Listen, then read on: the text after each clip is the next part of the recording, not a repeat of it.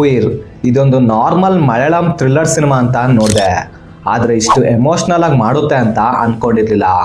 And ಇದು real story ಅಂತ ಕೇಳಿ ತುಂಬಾನೇ ಬೇಜಾರಾಯಿತು. ಬಟ್ ಸಿನಿಮಾ ಮಾತ್ರ ವರ್ತ್ ವಾಚ್ ಸಿನಿಮಾ ಅಂತೀನಿ. ನನ್ನ ಕಡೆಯಿಂದ ಅಂತೂ ಹೈಲಿ ರೆಕಮೆಂಡೆಡ್ ಅನ್ಬೋದು. ಇನ್ನು ಇದರ ಸ್ಟೋರಿ ವಿಷಯಕ್ಕೆ ಬರೋದಾದರೆ, ಕೇರಳದ ಒಂದು ಊರಿನಲ್ಲಿರೋ ಒಂದು ಪಾಳು ಬಿದ್ದಿರೋ ಬಾವಿಯಲ್ಲಿ ಒಂದು ಹೆಂಗಸಿನ ಶವ ಸಿಗುತ್ತೆ. ಆ್ಯಂಡ್ ಆ ಹೆಂಗಸು ಸತ್ತು ತುಂಬ ಟೈಮ್ ಆಗಿರೋದ್ರಿಂದ ಅವಳ ಬಾಡಿ ಡಿಸ್ಪ್ಯಾಚ್ ಆಗಿರುತ್ತೆ. ಸೊ ಆದ್ದರಿಂದ ಪೊಲೀಸರಿಗೆ ಇನ್ವೆಸ್ಟಿಗೇಷನ್ ಮಾಡೋಕ್ಕೆ ಯಾವುದೇ ಕ್ಲೂ ಸಿಗೋದಿಲ್ಲ. ಆದರೆ ಆ ಹೆಂಗಸಿನ ಕೈಯಲ್ಲಿ ಕನ್ನಡ ಭಾಷೆಯ ರಾಜು ಎಂಬ ಟ್ಯಾಟೂ ಇರುತ್ತೆ. ಸೊ ಇದನ್ನು ಪೊಲೀಸರು ಲೀಡ್ ಆಗಿ ತಗೊಂಡು ಇನ್ವೆಸ್ಟಿಗೇಷನ್ನ ಮಾಡೋಕ್ಕೆ ಸ್ಟಾರ್ಟ್ ಮಾಡ್ತಾರೆ.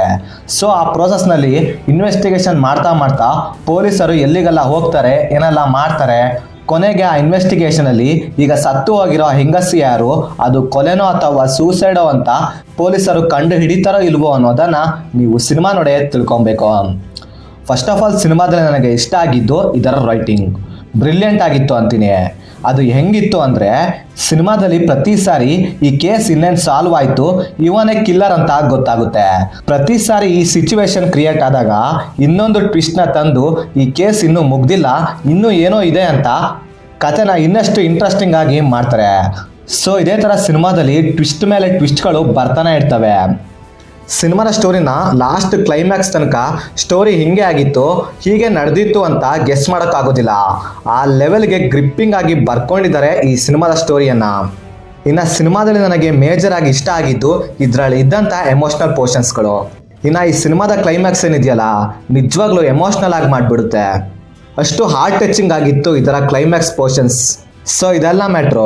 ಆ್ಯಕ್ಚುಲ್ ಆಗಿ ಸಿನಿಮಾದ ಕ್ಲೈಮ್ಯಾಕ್ಸ್ನಲ್ಲಿ ಒಂದು ಇಮೇಜ್ನ ಹಾಕ್ತಾರೆ. ಅದನ್ನು ನೋಡಿದಾಗ ನಿಜವಾಗ್ಲೂ ಶಾಕ್ ಆಯಿತು. ಯಾಕಂದರೆ ಇದು ಈ ಸಿನಿಮಾದ ಸ್ಟೋರಿ ಏನಿದೆಯಲ್ಲ ರಿಯಲ್ ಆಗಿ ನಡೆದಿದ್ದು ಅಂತ ಕೇಳಿ ತುಂಬಾ ಶಾಕ್ ಆಯಿತು. ಈ ಸಿನಿಮಾದ ಕ್ಲೈಮ್ಯಾಕ್ಸ್ನ ನೋಡಾದ್ಮೇಲೆ ಈ ರೀತಿಯೂ ಜನಗಳು ಇರ್ತಾರೆ ಅಂತ ಥಿಂಕ್ ಮಾಡೋ ರೀತಿ ಮಾಡಿಬಿಡ್ತು.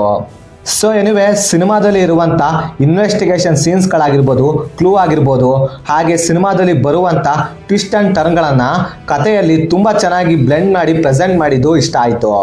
ಟೋಟಲ್ ಆಗಿ ಇದೊಂದು full and full emotional thriller cinema ಅಂತೀನಿ.